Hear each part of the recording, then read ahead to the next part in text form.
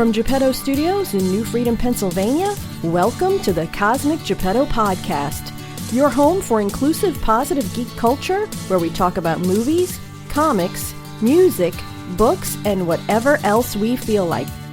Please welcome your host.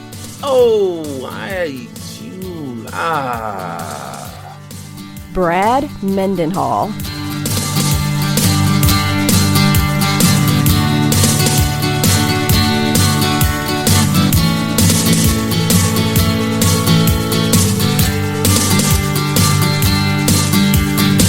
Hey kids, it is episode 264 of the Cosmic Geppetto Podcast.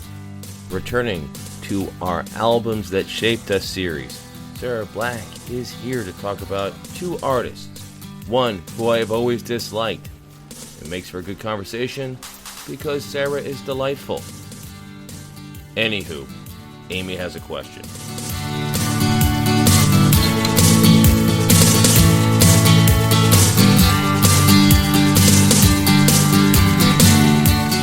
What's on your bucket list? That's a really good question. There's travel stuff that's on my bucket list. Would love to see other parts of Asia. I would love to see Greece, Italy, just places that I've never gone to that I would love to see. Something that was a bucket list item that recently was checked off.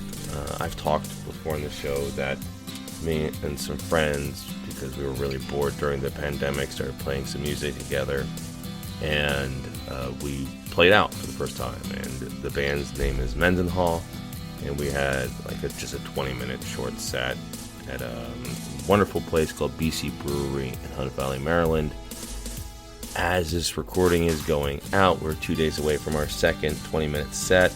That was a huge thing. I've always loved music, and being able to play in front of people was really exciting for me.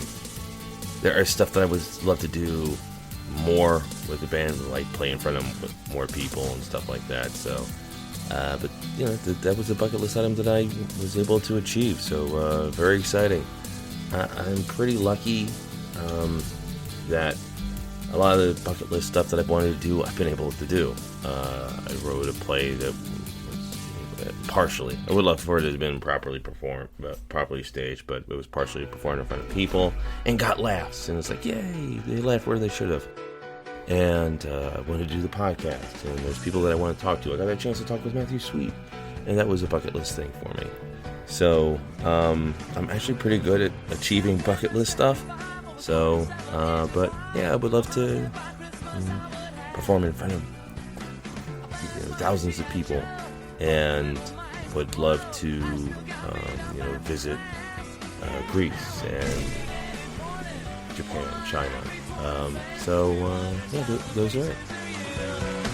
If you really want to see me, check the papers and the TV. Look who's telling who what to do. Kiss my ass goodbye.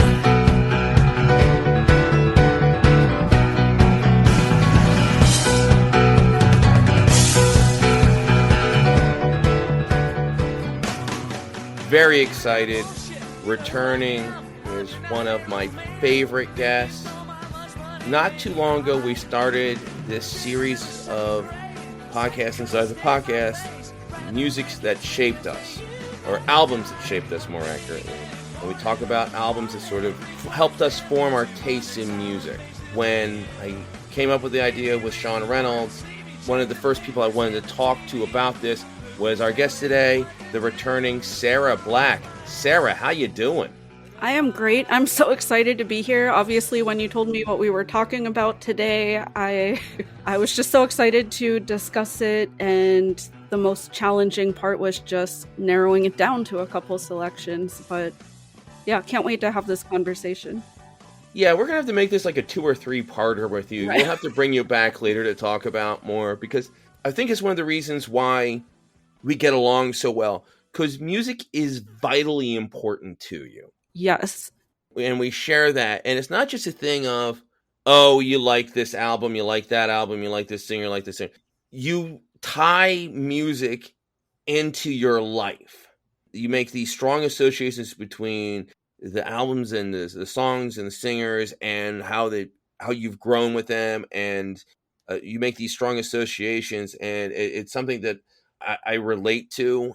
We sort of have the same mindset with that. So I'm really very excited to talk to you about this. And it's real interesting.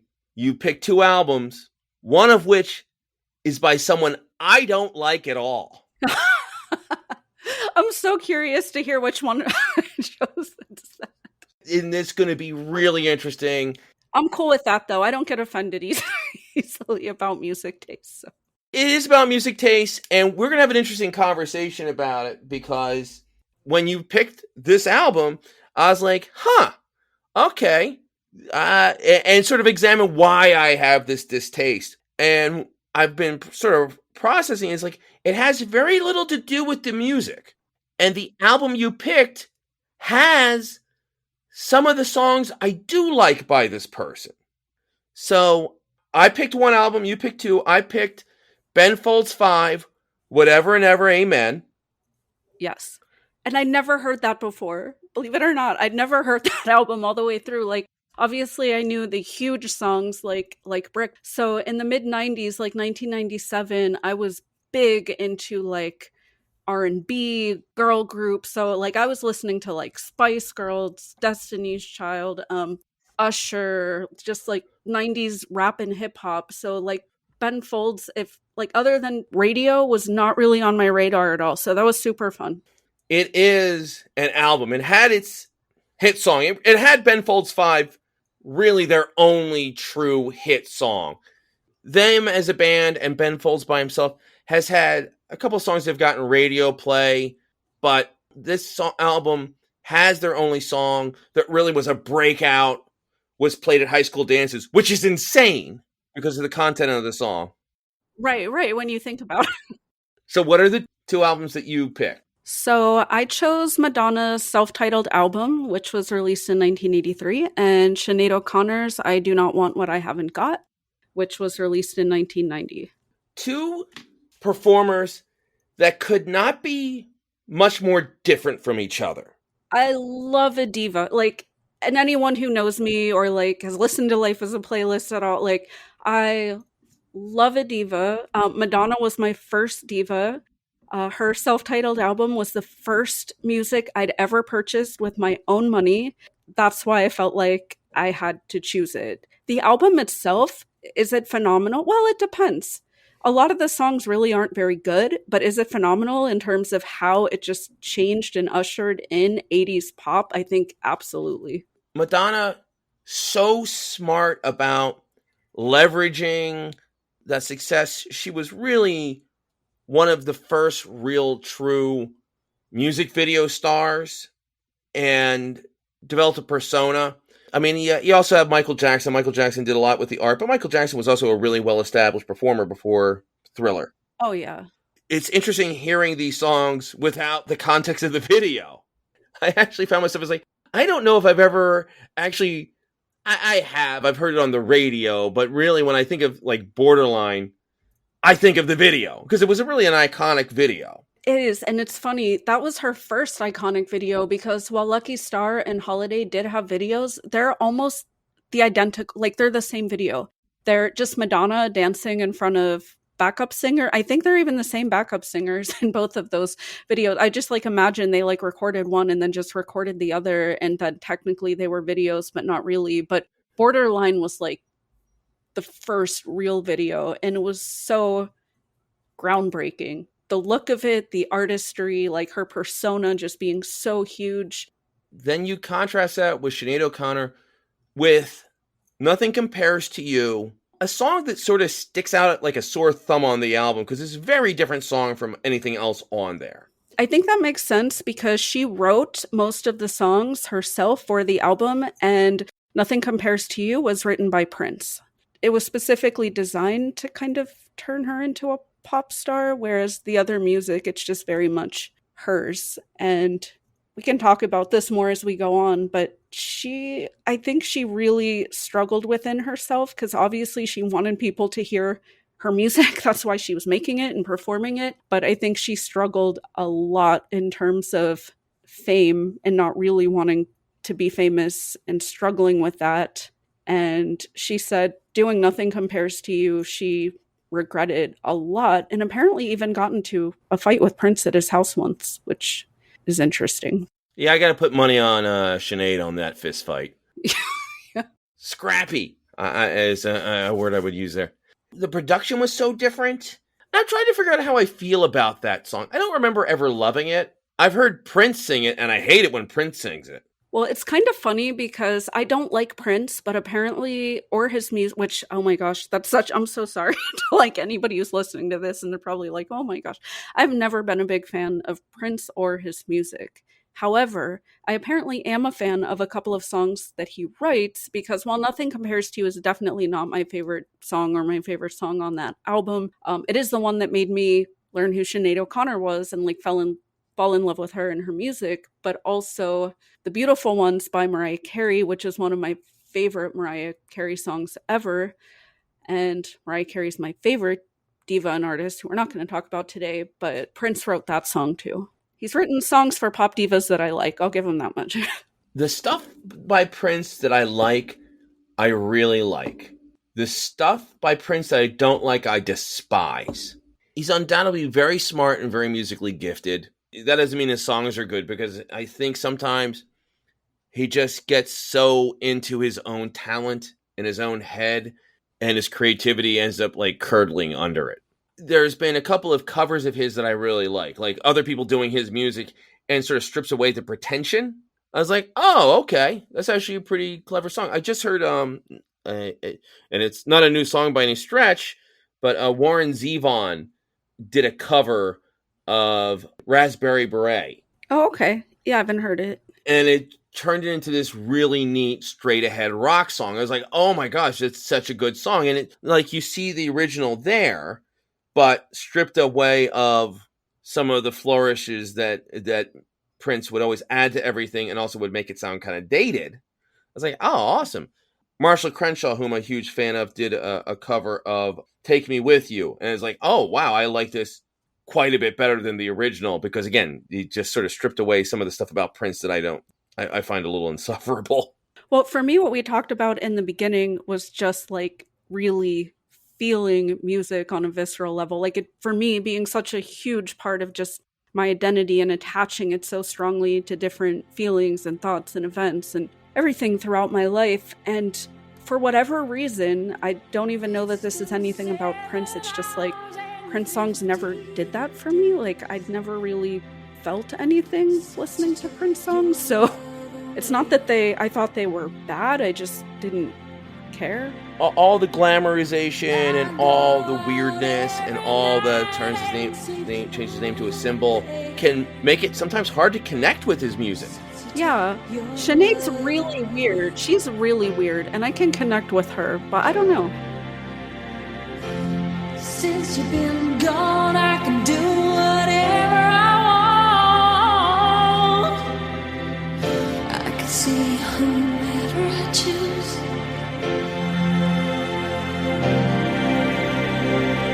I can eat my dinner in a fancy restaurant, but nothing, I said nothing can take away this blues.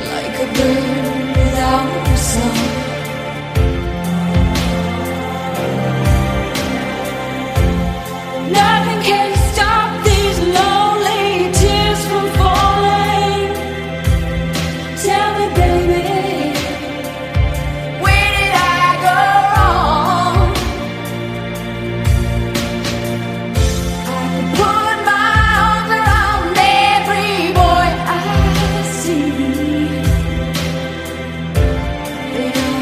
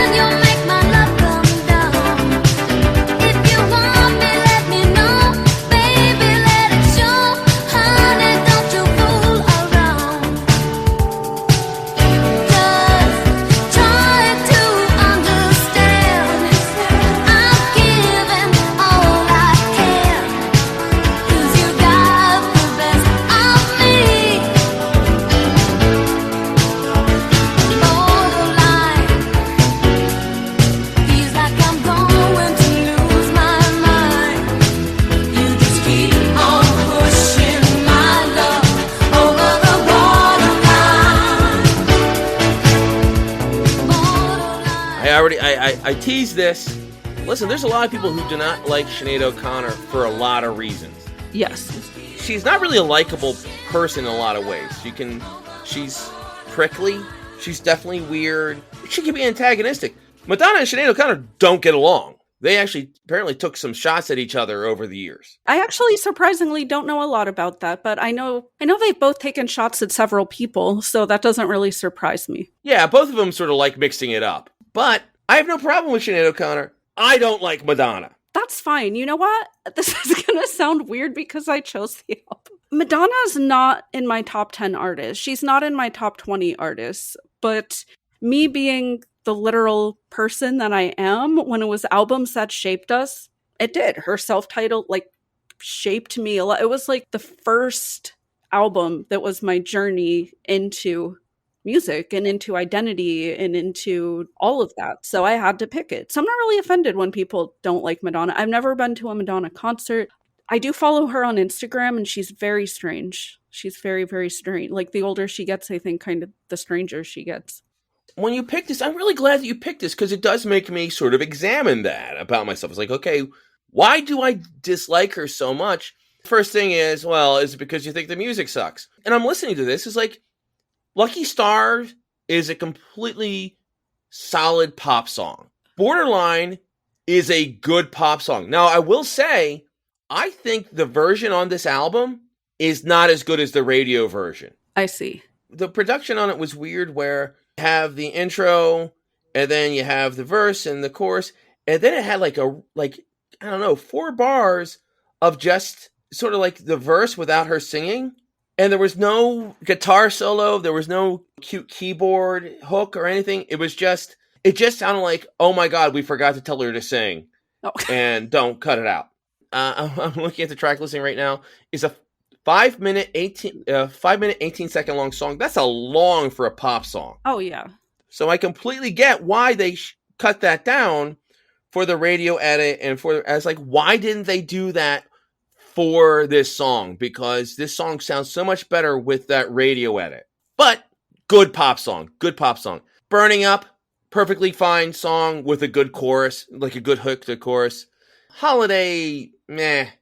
I always thought Holiday was okay, but it's nothing offensive.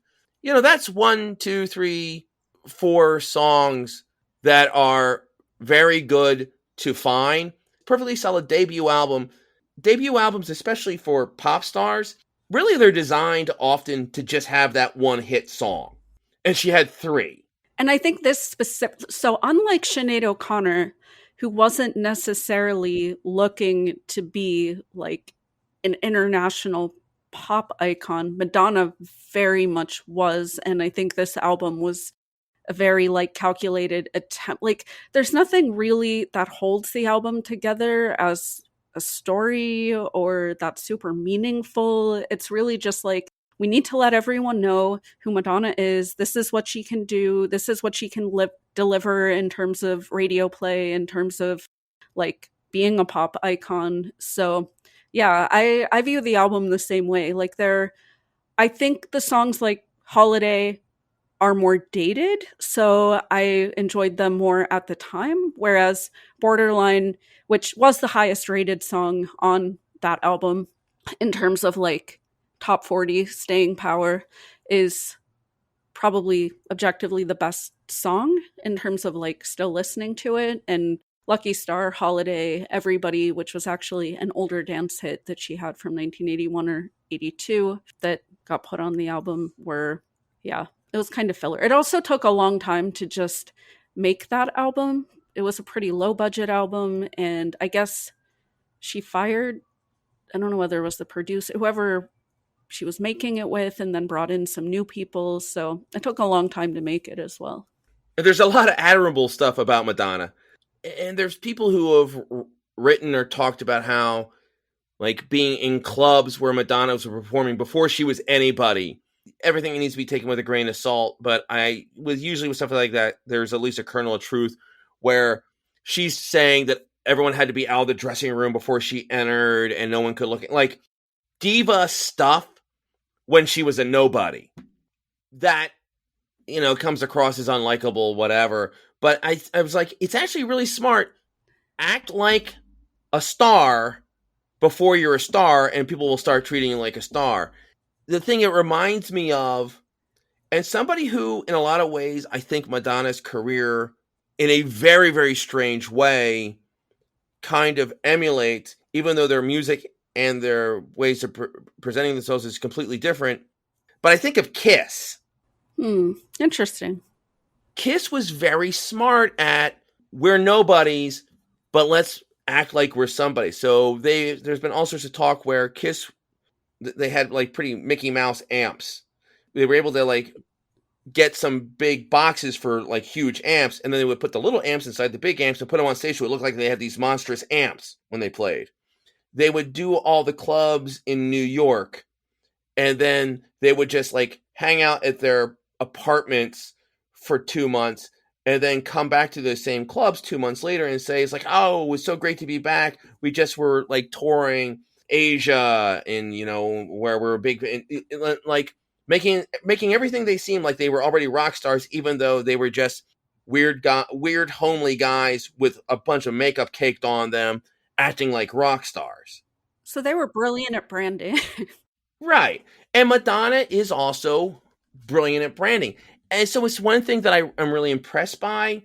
On one hand, I give a lot of credit by. It's also the thing that irritates me because I was a Cyndi Lauper fan. And Cyndi Lauper had such a great voice and wrote these amazing songs, some of which are timeless.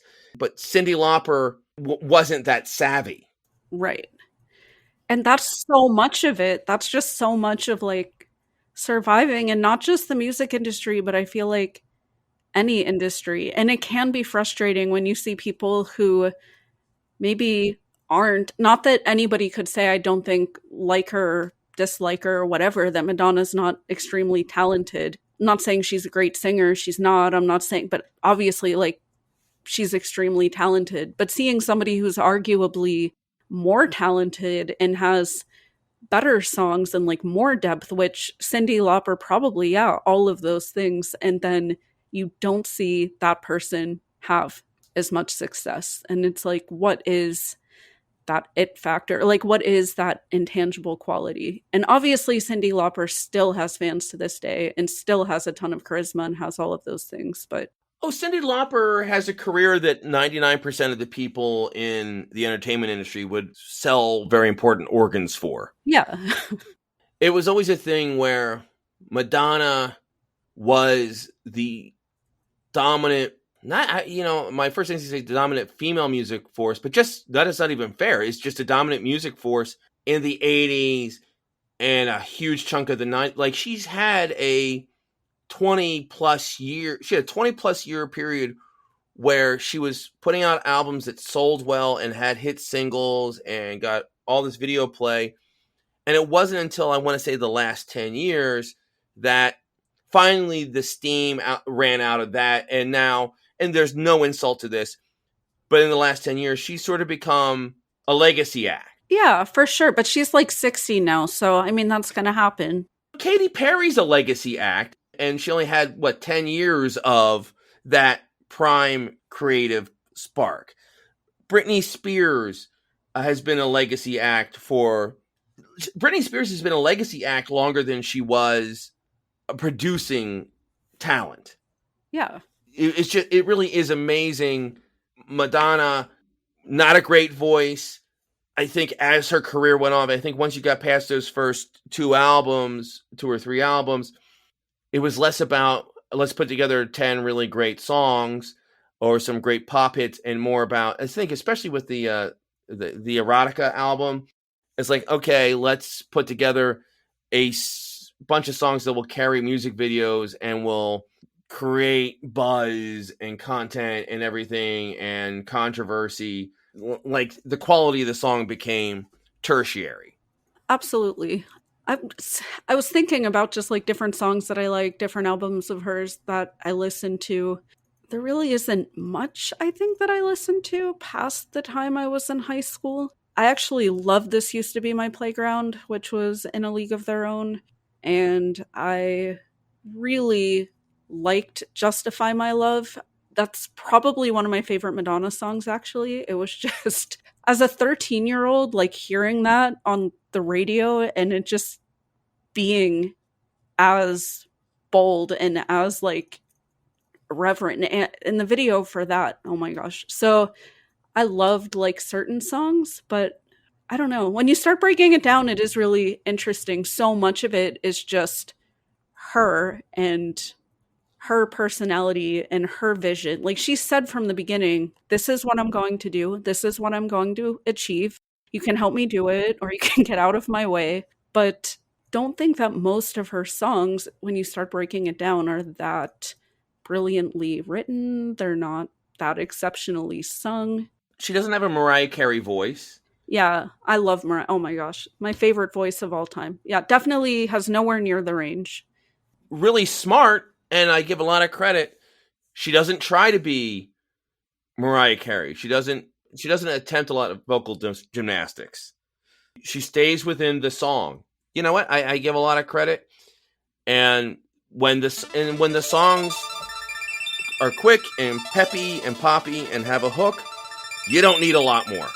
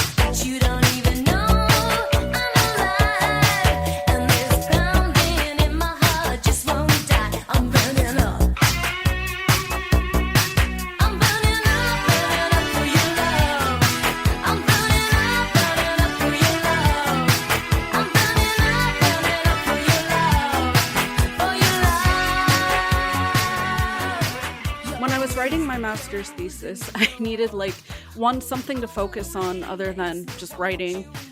Two, I've always been very curious about how music and pop music in particular connects with historical events and social events, and also how changes have occurred like within just pop music and trends over time. So what I did was listen to every song on the Billboard Top 100 for the year. So there's like a top 100 list, for the year. And I went through and I listened to the entire top 100 and went back all the way, like from the present to I think like the 1940s, around when Billboard started. And there were 2 years that stuck out in my mind as being so jarring, like where you could really just hear the shift in terms of what was on the radio. And two of those were, one, like 1963-64, when the Beatles came on the scene and got popular, and the other was like 1983-84 with Madonna and Michael Jackson. This album by Madonna, maybe one or two others, that's really when the 80s started. Like this sound, it was born out of like disco and dance and had like those elements to it, but it is 80s pop to me. And that's why it's so iconic. It's like, it's such a huge shift. And if you just listen year by year and then you listen to this, it's really, again, just so jarring and so obvious. And she's had a ton of influence. I will say, not all of it great. I remember hearing Christina Aguilera talking about how influential Madonna was for her. I'm like, oh, that may not be fantastic for you. Because I like Christina Aguilera, and I think trying to emulate Madonna sometimes went into her worst instincts because she had a great voice. Yeah. Christina Aguilera is at her best when she leans into those influences, when she leans into, God, I remember she sang production of her singing It's a Man's World by James Brown and just belting it and knocking it on the and being a performer. I was like, oh, that's awesome. When Christina Aguilera was at quote unquote dirty phase, it seemed like she was, and not that there's anything wrong with a woman owning her sexuality, but it did feel very calculated. And I think that's where often sometimes Madonna rubs me the wrong way. I remember watching her the movie Truth or Dare, and that movie felt so calculated. And the only moment I liked in that movie was the only honest moment where Madonna was asked who was the love of her life, and she just really quickly said Sean Penn. Yeah.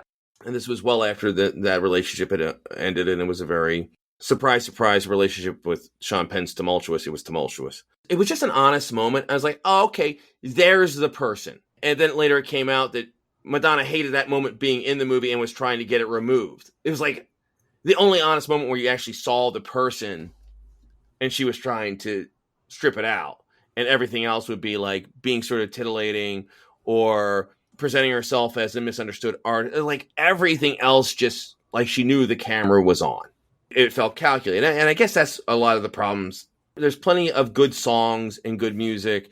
There's no reason to dislike her. She paved the way for a lot of strong female performers after her, because allowing her to guide her own career and be savvy and own her sexuality and all those things. And all those things are inarguably good. But I guess it just rubs me the wrong way, where I feel like there's a lot of it was, what's the next crazy thing I can do? What will be the next thing to get people fired up and spur interest? And the songs aren't really there. But she has good songs. Probably my favorite Madonna song, and it's not a hit. It wasn't on an album. It was the song she did for the second Austin Powers movie, Beautiful Angel. I'll have to listen to that. It's not coming to me right away. It has some good hooks. It also has some guitar in it. With this album, one of the things, and it is a trait of the time, a lot of synth-heavy stuff, but which is not a fault of her. It's just like that's the era of music. Two things I was thinking about while you were talking. I typically don't like to do the pitting of women against each other.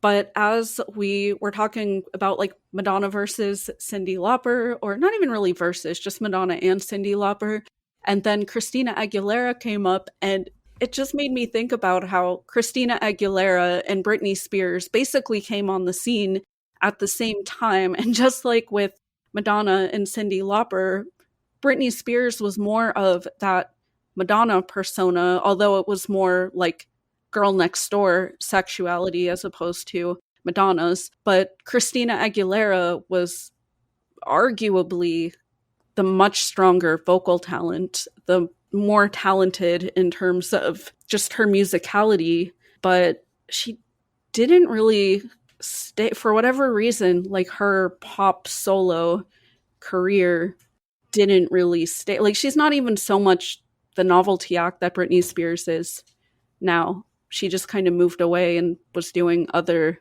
things like The Voice, or maybe it's a different one I'm forgetting. Yeah, she judged one of those shows, and yeah, that was, you're right. Of course, there's all sorts of weird stuff with the Britney where she didn't really want to be a legacy act. She spent God knows how long with that Vegas residency, and you were actually on the show. I think one of the first times you were on the show was talking about how that was not her choice. Christina Aguilera has, she did she judged The Voice for however many seasons, and it's just sort of, you're right, just sort of there. And maybe the motivation, and it's not fair to, I have no insight into her psychology.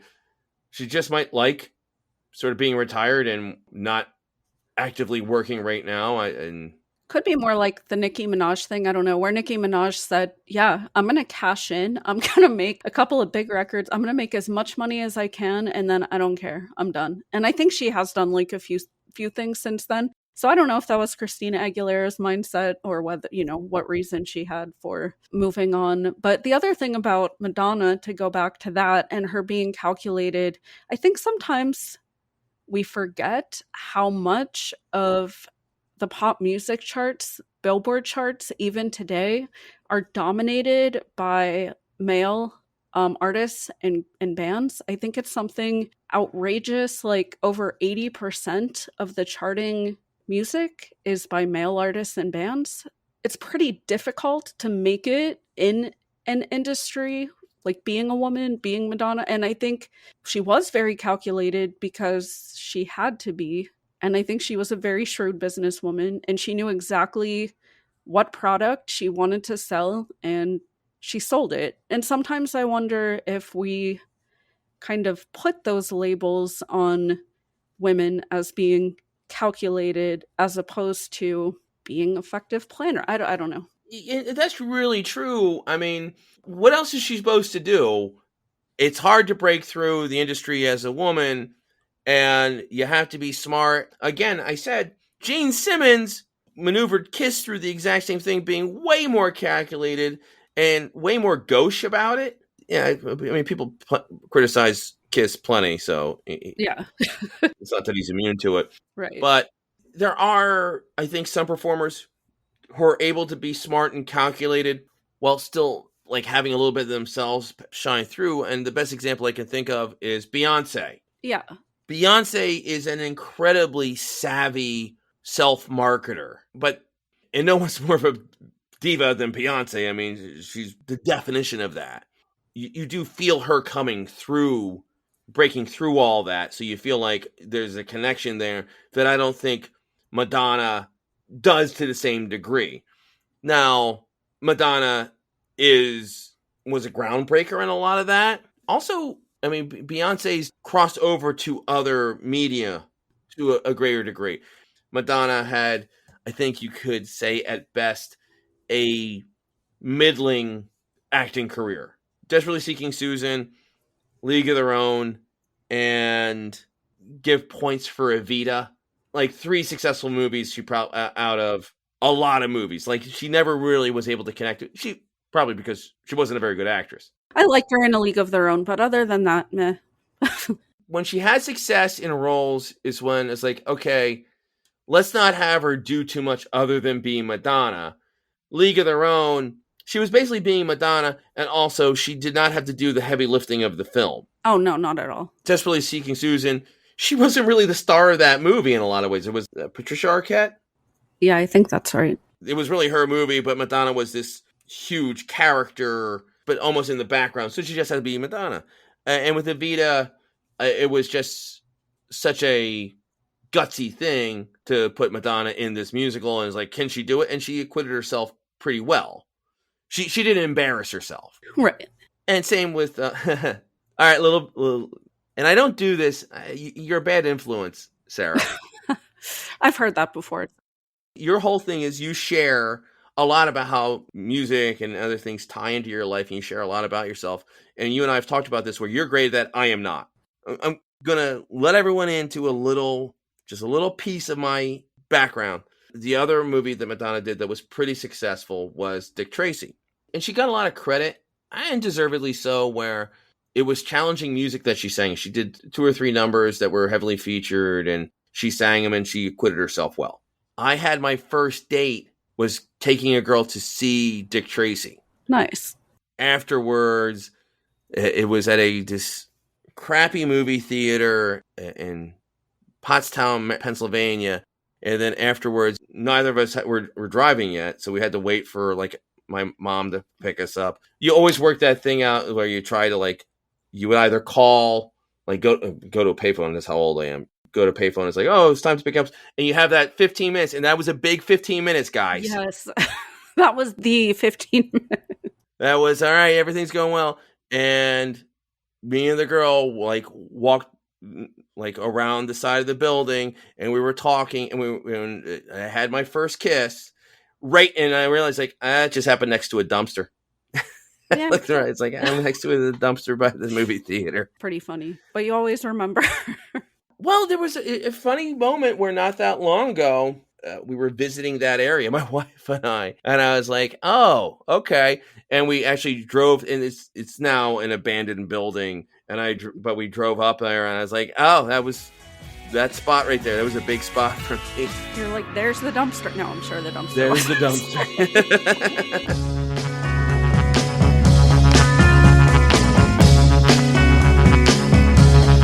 Haven't we met? You're some kind of beautiful stranger. You could be good for me. I have a taste for danger. If I'm smart, then I'll run away. But I'm not, so I guess I'll stay. Heaven forbid I take my chance on a beautiful stranger. I looked into your eyes, and my world came tumbling down. You're the devil in disguise, that's why I'm singing this song. To know you is to love you. You're everywhere I go, and everybody knows. To love you is to be part of you. I paid for you with tears and swallowed all my pride.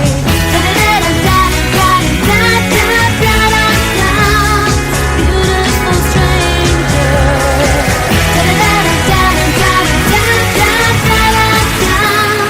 Beautiful stranger.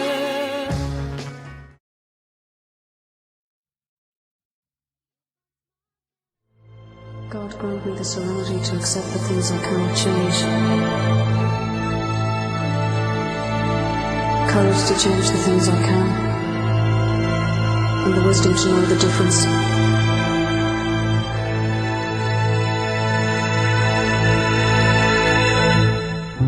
I am not like I was before.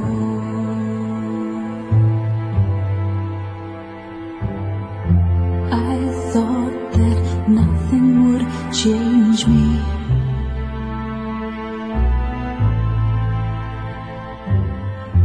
I was not listening anymore.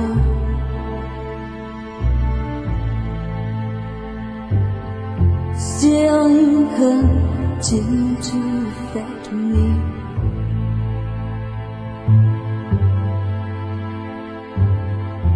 I was not thinking anymore.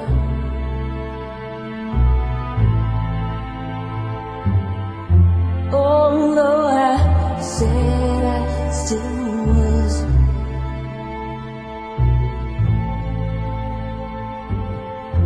I said I don't want anymore.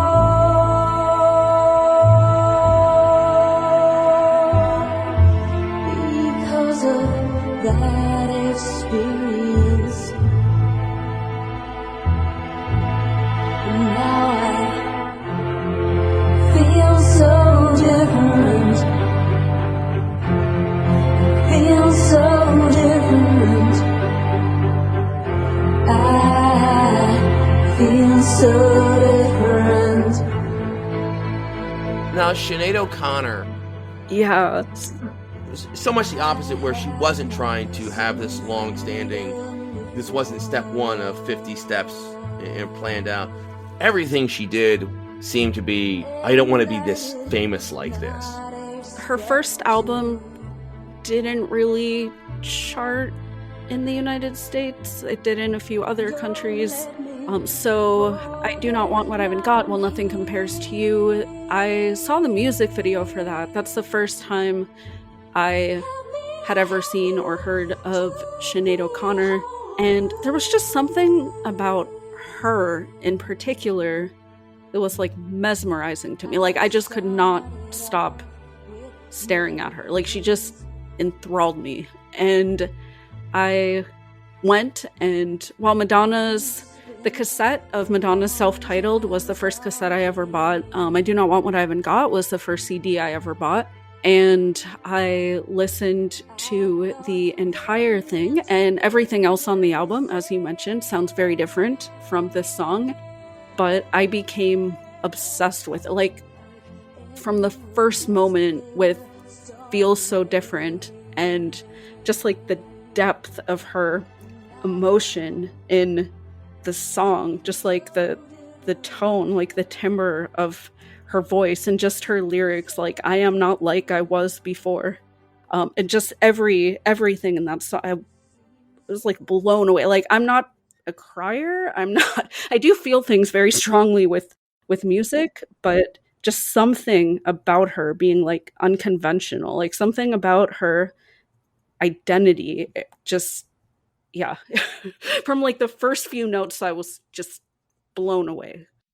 I could talk about every track. I don't know that you need to or want to do that, but I could talk about every single track on this album in depth because I've listened to it so many times and I love every single one of those songs so much.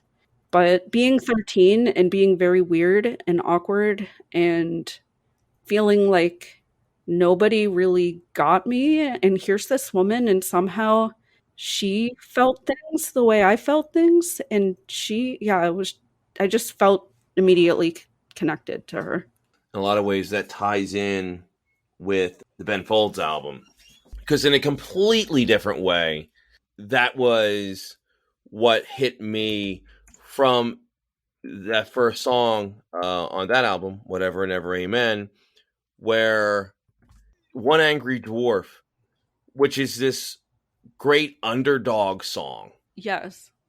I was like, oh, okay. Well, and I remember hearing that song for the first time. It's like, oh, okay. This is tying into something. This is like hitting me in a way.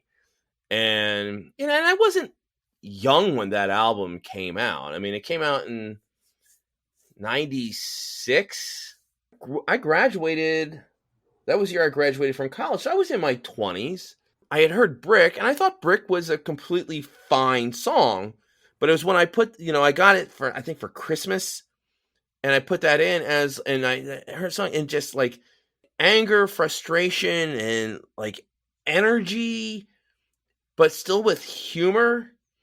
Like, and a lot of the songs in there, it would have like that weird mix of things where there was humor to a lot of their music, but not Weird Al Yankovic, yakety schmackety stuff, but serious music that would have like a grin to it or a little bit of wordplay.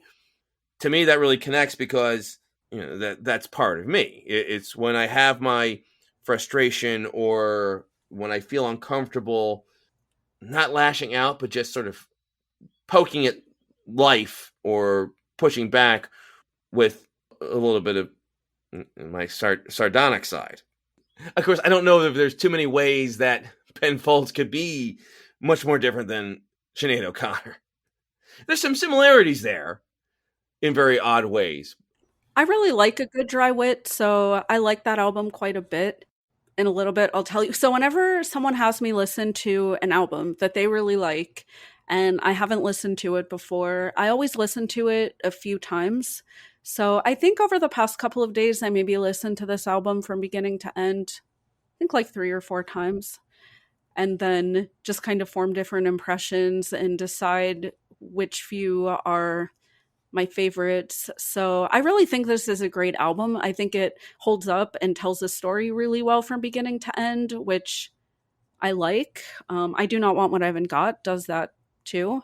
Those two albums, story-wise, mirror each other a little bit, and it's really funny because I don't think most people would necessarily think about that or think that they did. In I Do Not Want What I Haven't Got, and Feels So Different, and then I'm Stretched on Your Grave, which are her first two songs, they're really about like identity and coming into your own. Some people take like I'm stretched on your grave so literally, but I think it's more metaphorically. I think Feel So Different is like more the pubescent, like coming of age and being weird and being different and like learning that about herself. And then I'm Stretched on Your Grave is kind of like her singing about the death of her childhood and like finding herself. And when I started listening to Ben Folds 5, like that album, I'm like, oh, he's singing about like his struggles from childhood and like overcoming those and finding his own identity and like breakups and all of these things. And yeah, the albums mirror each other in a lot of ways. And they are albums, and it's something that's sort of a lost art. And while Madonna is definitely a singles and video performer, although she's had more concept-y stuff, especially the Erotica album. And maybe with the Sinead O'Connor, maybe that's one of the reasons why Nothing Compares to You just sticks out. Yeah, because it literally does. One thing for this conversation was the first time that I've listened to it straight through, probably in 20 plus years. You had the first two songs, Feel So Different and I Am Stretched on Your Grave. Both long songs. I mean, Feel So Different, 6 minutes, 47 seconds. I Am Stretched on Your Grave, 5 minutes, 33 seconds. These are not like radio-friendly pop gems. No. And definitely with call a languid pace. What really hit me was Emperor's New Clothes, which picked up the tempo. So I'm dying to know what your favorite songs were. Emperor's New Clothes is not only my favorite song on this album, it is one of my favorite songs of all time. Like, I am in love with this song. So I'm curious what you... Easily the best song on the album for me. It pops, it moves. As a singer, Sinead O'Connor has, I think, an instinct to slow stuff down. That's a great way to really mine the emotion out of a song. But if you do that too many times, it can make an album sort of inert. So when you have this percussiveness and some motion to it with that song, it's like and especially when it's surrounded by stuff that's a little slower and more thoughtful, it's like, oh, this is great. And it's like, oh, this is a really, really good song that just showed sort of a different side of O'Connor than her other stuff does. And really good songs. I mean, her voice is fantastic. I love her voice. And she's a poet who sings. Like, these songs are poetry to me. And it's not just her technical ability, which is really solid, but also she sells the song. So she means every single word of everything she sings. I like that. There are singers with not pretty voices that I like because they know how to sell a song. I am a Bob Dylan fan. I love Tom Waits. I love Bob Dylan. They do not have pretty voices, but they sell the hell out of every word they say. Bob Dylan's Positively 4th Street, which is also a poem that he sells the hell out of. That's one of my favorite songs of all time. But yeah. And she has that, but she has technically a really good voice, and she sells the heck out of it. And that's a wonderful combination to have that not everyone does. Absolutely. And this track, Emperor's New Clothes, it's like why it's my favorite as well. It's like on a personal level, I connected to it so much. This wasn't when I was 13 when this album came out, but I've loved this album my whole life. So I feel like it wasn't just that I fell in love with this album and her when I was 13, but this album has carried me through like so many things in my life. I was an 18-year-old teen mom. I was in a volatile relationship. Just so like hearing her sing lyrics like, it's been years since you held the baby while I wrecked the bedroom, and just that whole poetry, like I could feel that. Like I was in that, and she like you said, she really, really sells it. So I was like, feel like, how could I possibly know what I want when I was only 21? Like, I can't even explain, like, the way her songs just hit me. And then from like an identity where I really feel like I connect with her almost on this spiritual level where I understand her so much. Like this one verse of this song, I feel like is almost my life mantra.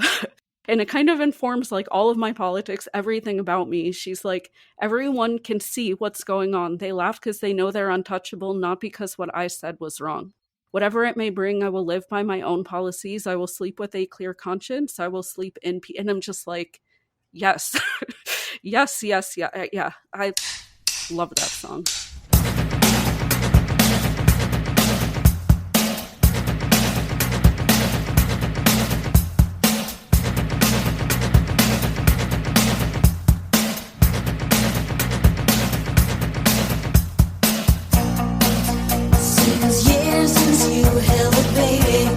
While I ranked the bedroom, you said it was dangerous after Sunday, and I knew you loved me. And things I just became famous, and that's her can mess me up. But it's wrong. How could I possibly know what I want when I was only 21? There's millions of people offer advice and say how I should be, but they're twisted and they will never be any influence on me, but you will always be, you will always be. If I treated you mean, to. You know how it is and how a pregnancy can change you. I see plenty of clothes that I like, but I won't go anywhere nice for a while. All I want to do is just sit here and write it all down and rest for a while.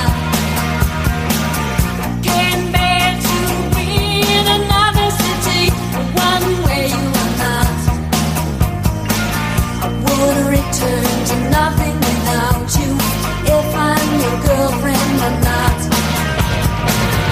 Maybe I wasn't mean, but I really don't think so. You asked if I'm scared and I said so.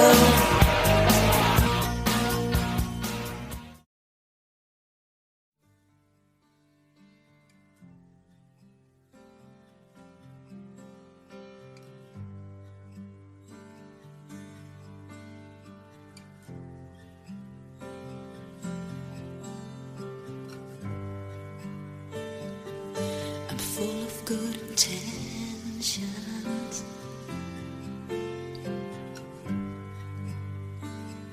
like I never was before.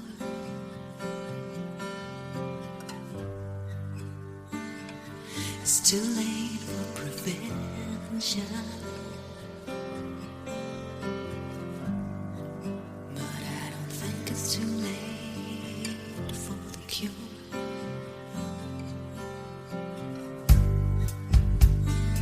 So you call in your minions,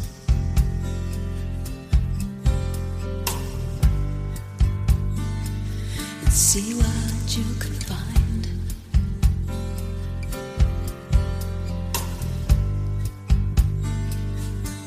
Nighttime or morning, these hands are sticky, but I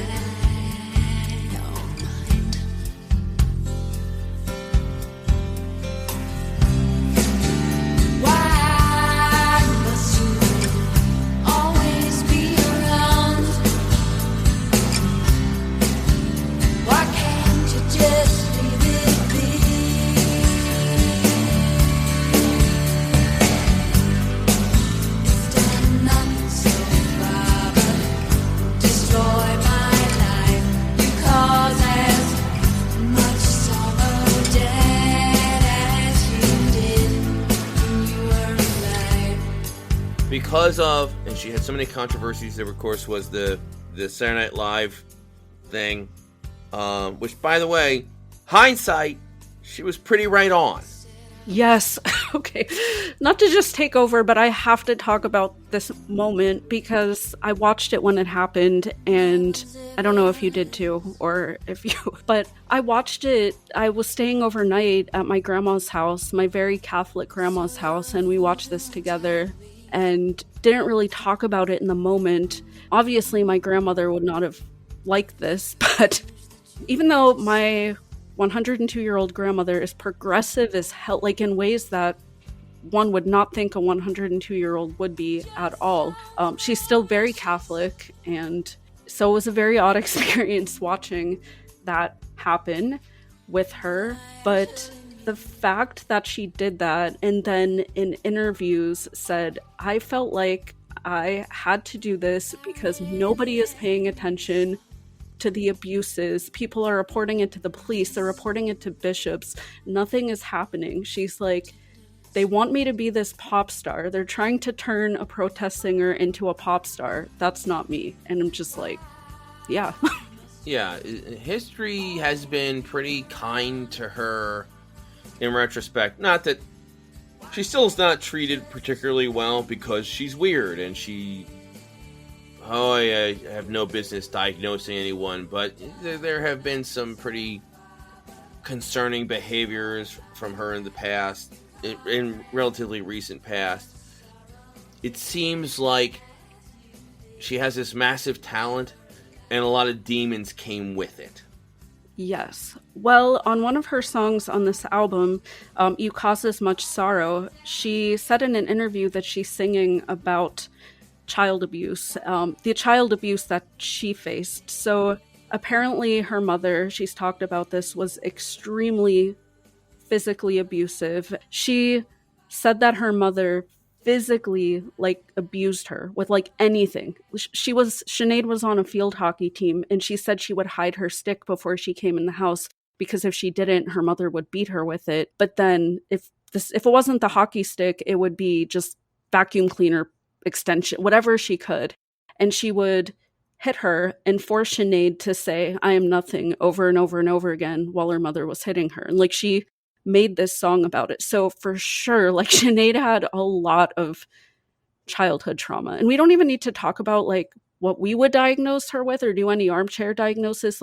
She has actually been diagnosed, has said, with a slew of things. So bipolar disorder, borderline personality disorder, I think those are the two main things. CPTSD, so complex post-traumatic from childhood trauma. So yeah, part of the reason these songs are so deep and feeling all of this is because she had a lot of pain that she was singing about.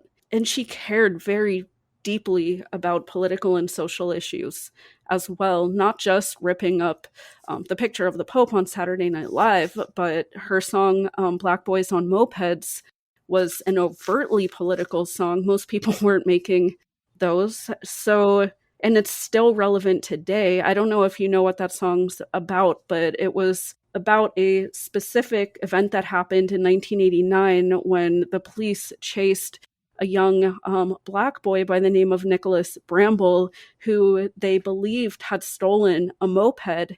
And he didn't actually steal the moped. And fearing for his life and trying to get away from the police, he actually crashed the moped and died. And then she made that song about it. So yeah, she was singing about very overtly political things. And she also had a lot of childhood trauma.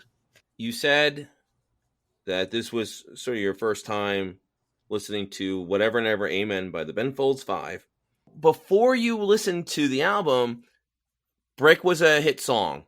Some of the other songs got radio play, but it's been a while. This album's been out for a long time. Were there any other songs that you were aware of, or were these sort of all new to you? Yeah, it was pretty much all new to me.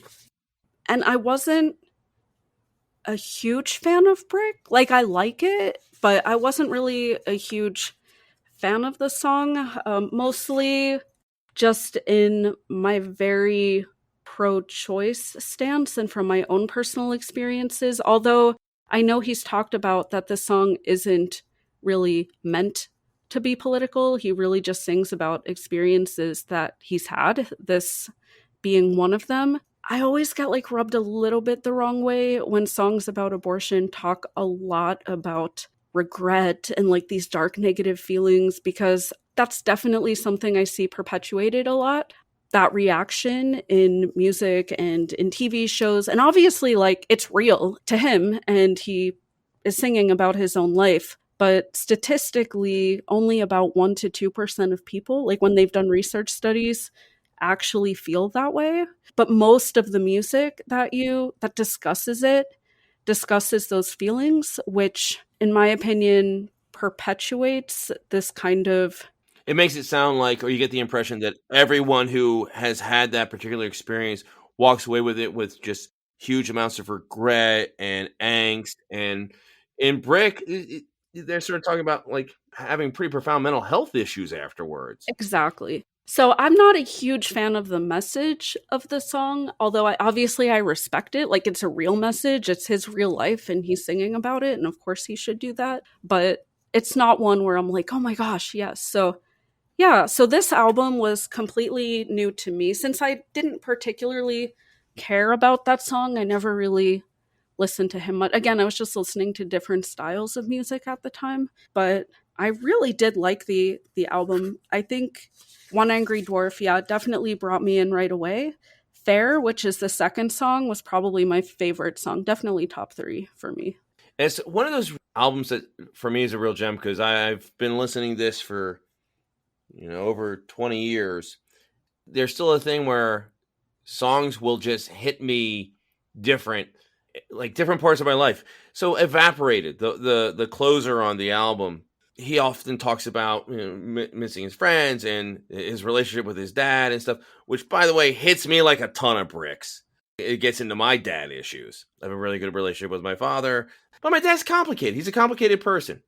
It's a song that still hits me now because I'm getting sort of close to 50. My dad's getting not far away from 80. The relationship changes. Evaporated clicks that.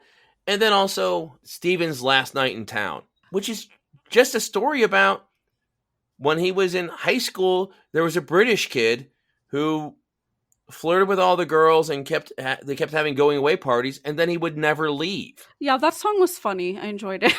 It's just a sort of a funny, wacky story. There's such incredible mix where you can have Brick, selfless, cold, and composed. I really like that one. I related to that. Smoke. Yeah, you're listing off like all my favorite. They deal with dark stuff and where where you feel it. But then you also have Battle of Who Could Care Less and One Angry Dwarf and Song for the Dumped, which are just wacky songs. And that doesn't mean there's not impact there, because Song for the Dumped reminds me so much of I had a good friend in high school who he was dating this girl his senior year, and the girl was like a year or two, like she was a sophomore, he was a senior. He took her to the prom and all that, and she did the same thing. She did the thing it's not uncommon for women that age to do. Every guy has had this happen to them.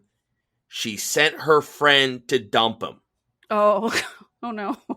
I'll ask you, Sarah, did you ever have your friend, and it could be a middle school thing, high school, did you ever send your friend to break up with a guy for you? You will not be judged if the answer is yes. I did something much worse than that. I don't know if I want to admit it. So I was a terribly insecure teenage girl. No big surprise there. I did something really devious that I never did again and would obviously never do or recommend anyone do. But I tested my boyfriend by having my friend flirt with him. That did not go well, and I got what was coming to me on that.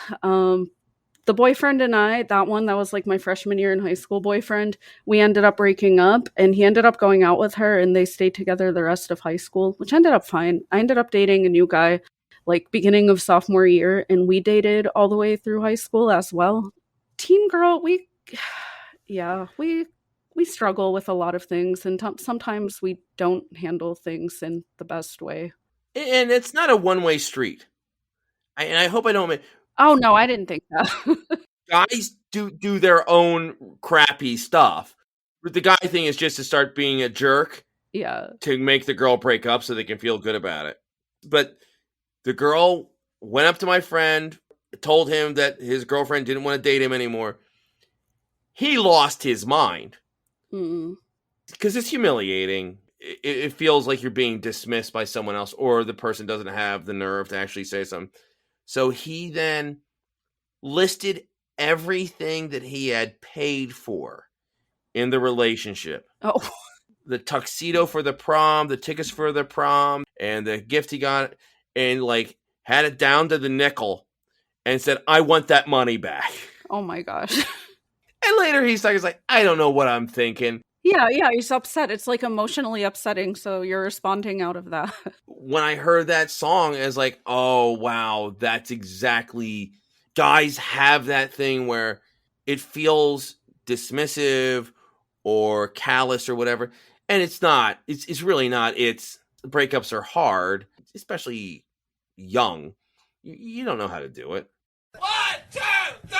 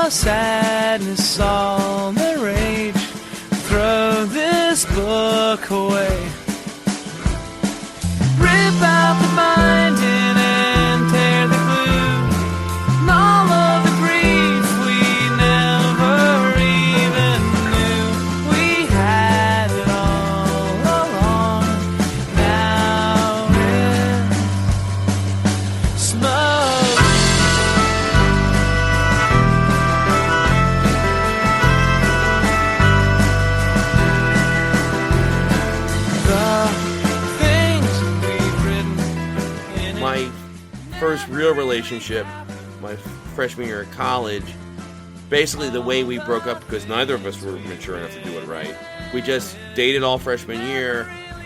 We gave each other a hug and a kiss at the end of the year. It's like, okay, well, I love you too, we'll talk. And then we talked like once during the summer.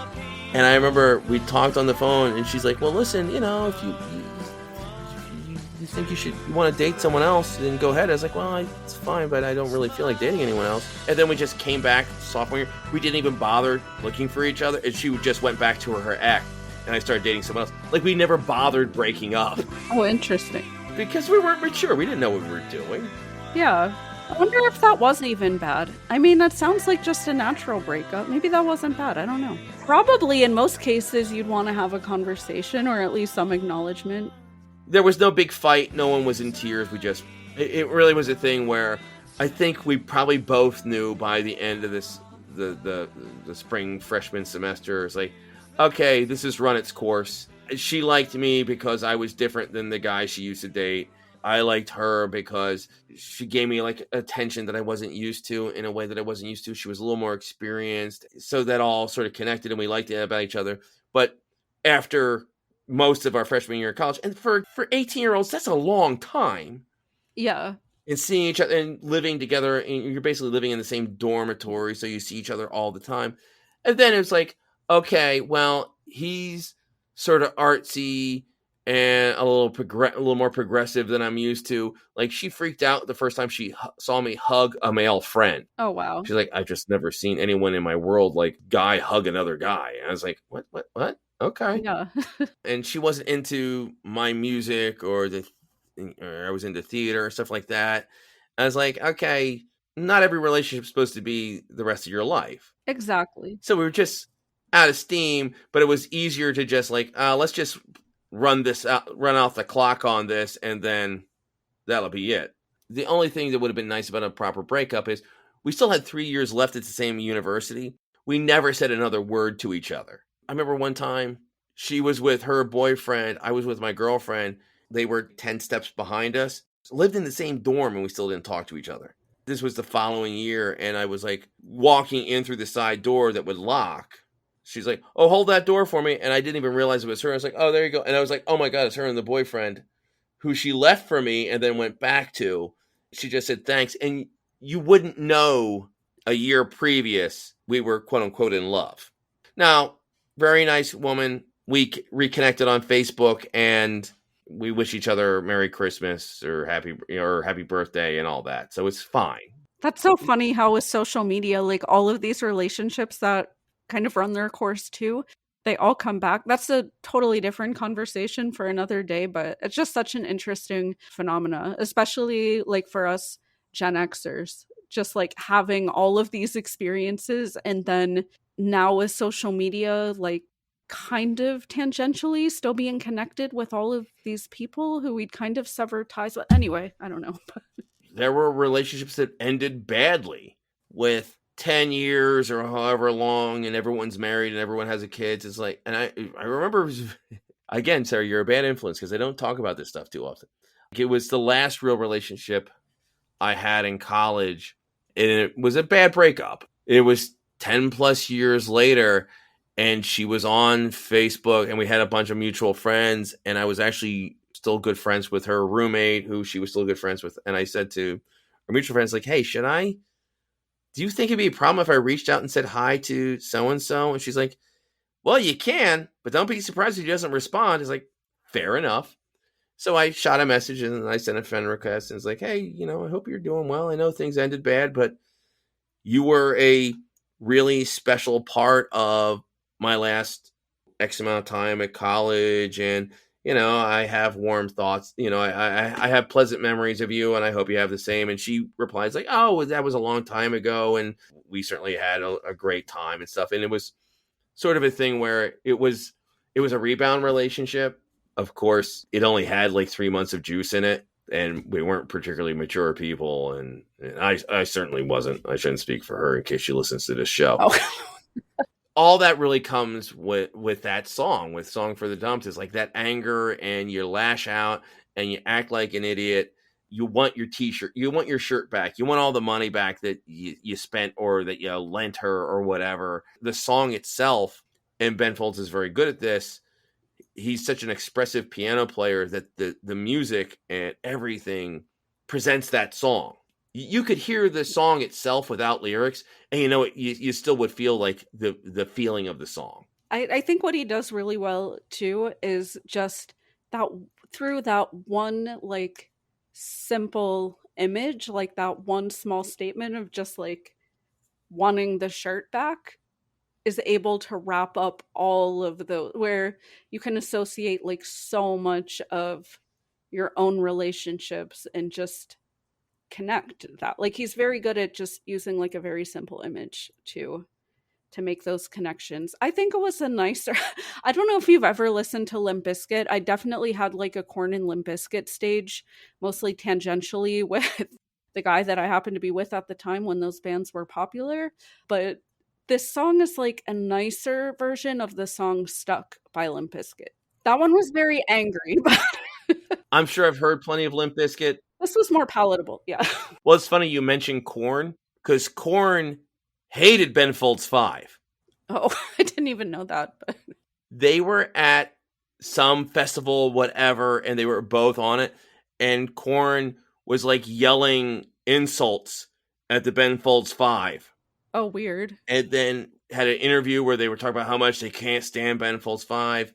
And then Ben Folds by himself, his first solo album, the title track was called Rocking the Suburbs. It was inspired by the interactions with Korn. Oh, that's funny. I'll have to listen to that. Yeah, it's a good song. It's a good album. It was very interesting where it was his first album just by him, like first real album by himself, and doing a lot of at home studio production and stuff, and sort of still figuring himself out. There's two versions of that particular song. There was the one that was on the album, and then he redid the song for the movie Over the Hedge, an animated film. Mm-hmm. Except for instead of like he had removed a lot of the profanity, and in the middle of the song it had the spoken word bit by William Shatner, because Ben Folds and William Shatner are good friends. Interesting. Did not know that either. Here's a weird bit of trivia for you. When you have a chance, listen to the William Shatner album Has Been. Okay, I will. Ben Folds produced it. Oh, It is shockingly good. okay. I'm excited now. And I don't mean that ironically. It is a legit good album. Well, that will be next on my list. Yeah, you just thought you were going to have like a quick conversation. We're going to talk about some Madonna, Sinead O'Connor. You heard way too many personal stories from me, and now you've been given an assignment to listen to William Shatner. That's fine. I'm a teacher and a student at heart, so I love homework assignments. I'm good with that, especially if they're music related. Yeah, this album to me is just like the Ben Folds 5 album is just very like Gen X coming of age, like the feelings, the things I associate are like the apathy, the boredom, like the alienation, the like being disaffected, like having these big emotions, but as like a young guy, not necessarily being able to express them. Those are the things that really came through for me. I'm glad you like it. I'm glad you sort of got past Brick, and not that Brick's a bad song, but there's a whole lot there. I've seen Ben Folds by himself or with the Ben Folds 5 probably 7-8 times. Only seen that song performed maybe twice. He's probably tired of playing. I would think. I think he's tired of it. Also, he's the first one to admit that it's not an easy song to work into a set list. Yeah, that makes sense too. It doesn't move, it doesn't rock. It's a weird, really dark, sad ballad, so it's not a rockin' song.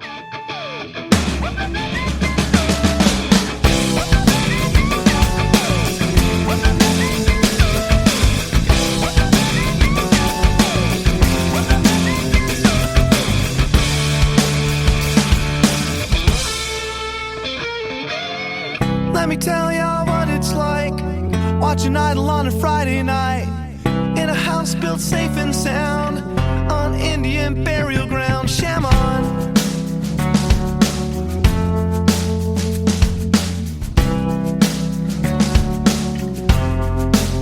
We drive our cars every day to and from work both ways, so we make just enough to pay to drive our cars to work each day.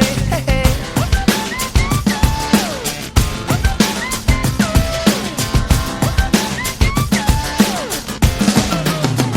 We're rocking the suburbs, around the clock just one more time. We're rocking the suburbs, 'cause I can't tell which house is mine. We're rocking the suburbs, we part the shades and face the facts.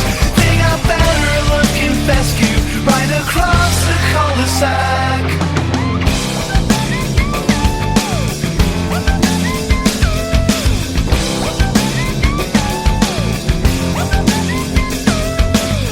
Hot real estate rising stars, get rich quick seminars, soap opera magazines, and 40,000 watt nativity scenes. Don't freak about the smoke alarm. Mom left the TV dinner on. Yeah, we're rocking the suburbs, from Downing News to Chevy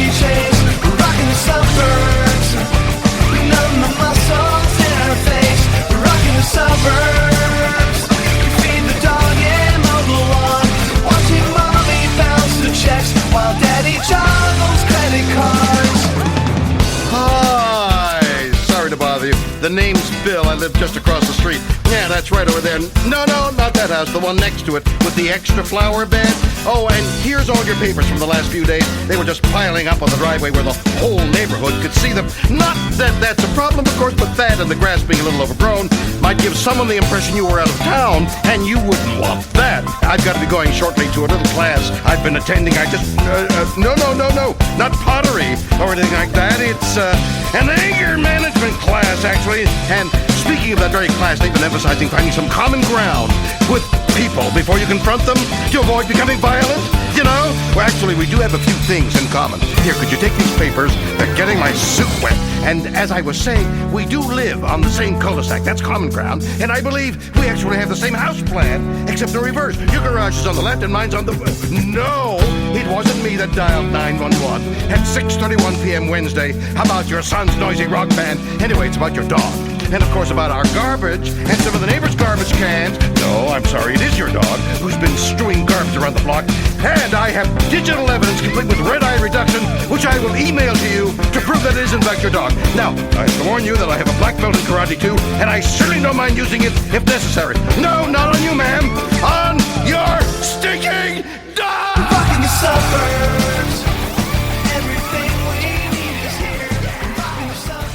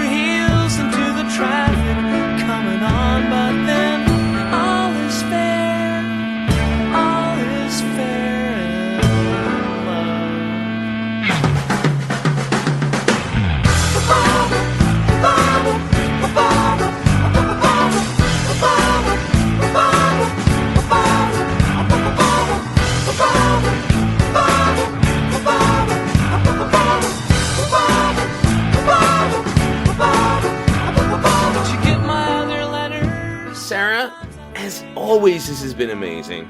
I hope you had a fraction of the amount of fun I had talking with you, talking with me. Absolutely. Always love talking to you, and talking about music makes it even better.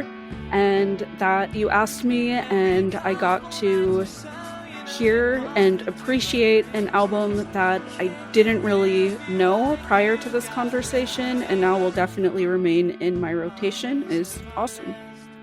Before I let you go, there's a little bit of pop culture. It's not music related. It is movie news that has come out today. And I just want to get a quick take from you on it, because it deals with a lot of stuff that I feel you'd be very good to comment on. And if I'm wrong on this, feel free to say, I don't have the ability to make an opinion on this. We are a few weeks removed from the Amber Heard Johnny Depp trial. Yes. It is making news today, and it's not confirmed by anybody important yet, but there's talk that they are going to be refilming scenes from the upcoming Aquaman film to recast Amber Heard's Mera character. Have you heard about this yet? I have not heard about that yet, no. Whew, that's so deep. That's so deep to get into. Do you have 2 more hours? No. I probably, unsurprisingly, have feelings about this entire thing, which would be different from everybody else's and would probably make nobody happy. And there are just so many layers on layers on layers of this. My very surface level take on this. First off, Johnny Depp got exactly what he wanted, and it had nothing to do with money. Oh, yeah. He was trying to save his career by coming across as affable and likable in the court case, and he hired much better lawyers than she did. Absolutely. He, to the best of my understanding, and I'm not a lawyer, but I have been like listening to some legal commentary on it, he should not have won that trial. It was actually pretty crazy that he did. He had much better lawyers than she did. Yeah. But all he wanted to was to come across well. She did not. Which is fine, that's I can't imagine testifying and it's not really your job to be quote unquote likable on the stand. Oh no, absolutely right. I said that more as like a reality more than a value judgment. She quote unquote lost the case. Johnny Depp might have a chance of getting his career back. Although let's be honest, they just announced Kevin Spacey got cast in a role. No one ever really gets canceled. No. Mel Gibson has done like 3 movies with Mark Wahlberg, and has directed an Oscar-nominated film. And Mel Gibson did and said objectively terrible things that no one should recover from. Amber Heard, the absolute worst you can say about Amber Heard, I feel, is she may not be a very good girlfriend, and she might not be a good wife. Worst case scenario, if you completely believe the other side. That I do not believe should necessitate being removed from a movie or should cost her career. I agree. I think that this case really allowed people to play into the worst aspects of themselves. And I don't know if that makes sense or if I need to explain that more. Sort of like saying the people watching it who always wanted to blame every woman that they've had for them being a jerk, they can point to this, or like almost using her as a proxy. Yeah, that's definitely part of it. There were people who never cared about, never ever said a single word about domestic violence, about abuse, who now had free reign and just license to discuss all of those things and do it against a woman. I don't know, like it allowed people's basest instincts to come out and be rewarded again, if that makes sense. I've had a hard time articulating some. It's tough, and I'm also have completely sprung this on you listeners. Sarah had no idea I was going to, and honestly I didn't even really know I was going to ask it about it, but it literally just happened a few hours before the recording, so it's sort of crazy stuff. And again, it's Amber Heard isn't likable, but that's almost her persona. Her persona as an actress, and I think she's a fantastic actress with a ton of charisma. But it's sort of like Nicole Kidman, Charlize Theron to a degree.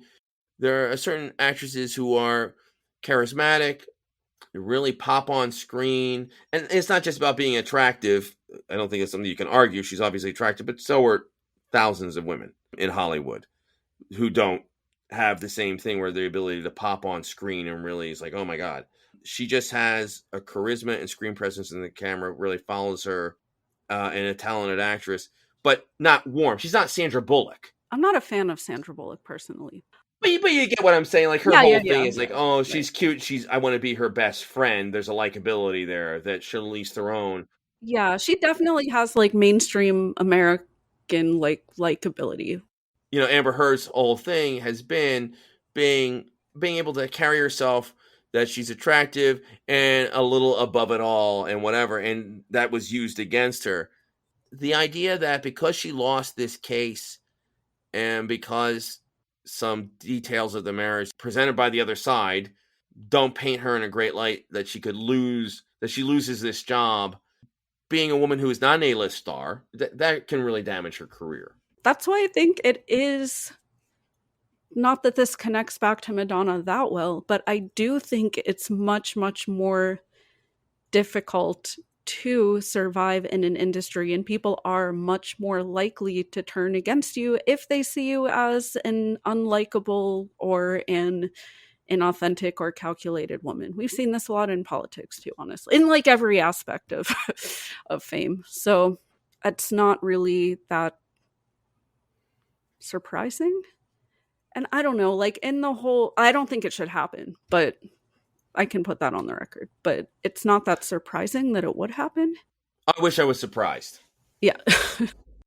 But also, in terms of the case itself, I'm not an attorney, and I'll be honest, I definitely didn't watch the whole thing because I read a lot of things, I watched clips, but I did not watch the entire trial. I can't figure out where essentially what started this, I guess, which was that article that she published.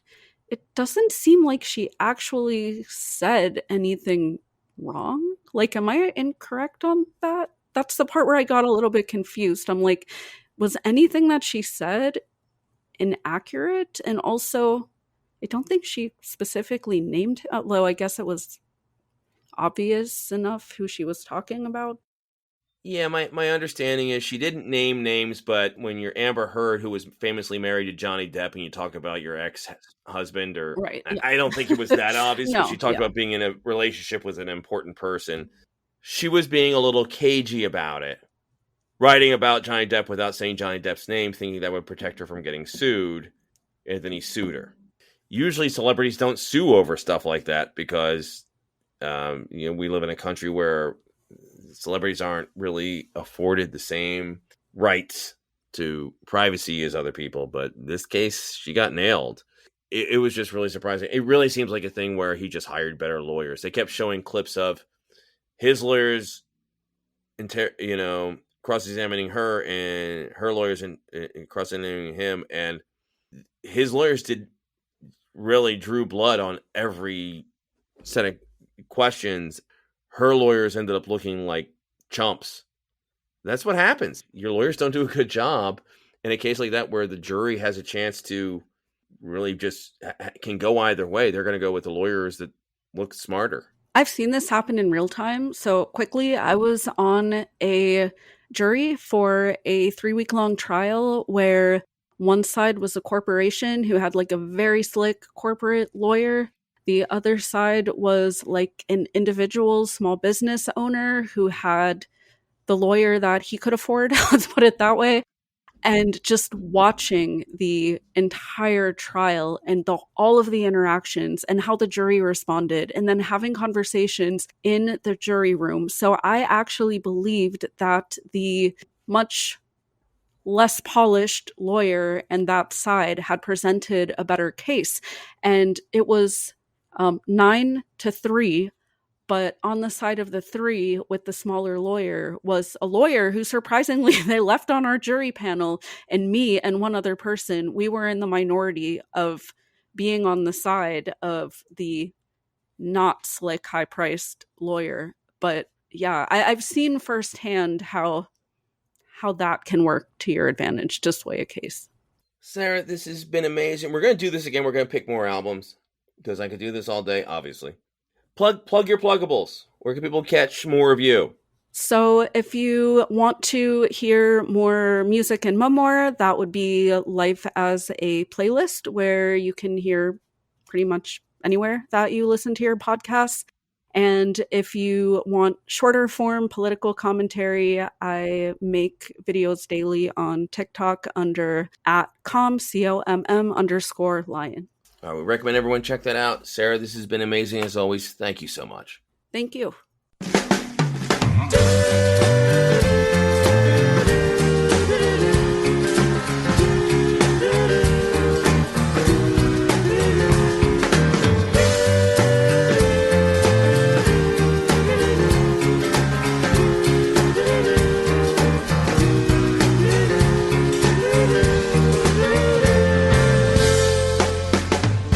You not hear me anymore.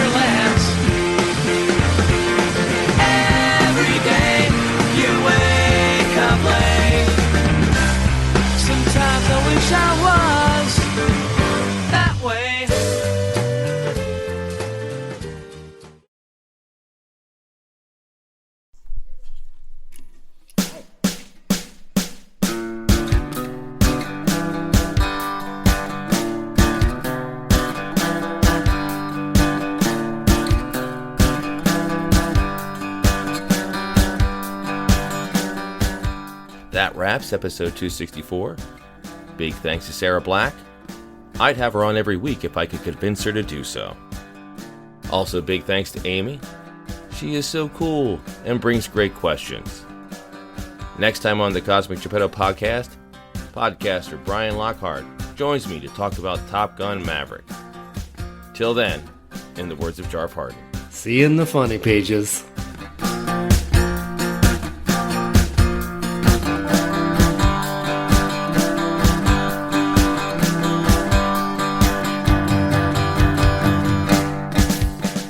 Subscribe to the Cosmic Geppetto podcast on iTunes, Stitcher, or wherever quality podcasts can be found. Rate and review us while there. Follow us on Twitter at Cosmic G-Pod and we will follow you back. Unless you're a jerk. We don't follow jerks. Like us on Facebook at facebook.com/Cosmic Geppetto. We love hearing your ideas for upcoming episodes. Email us at cosmicgeppetto@comcast.net. Again, Sarah, you're a bad influence because I don't talk about this stuff.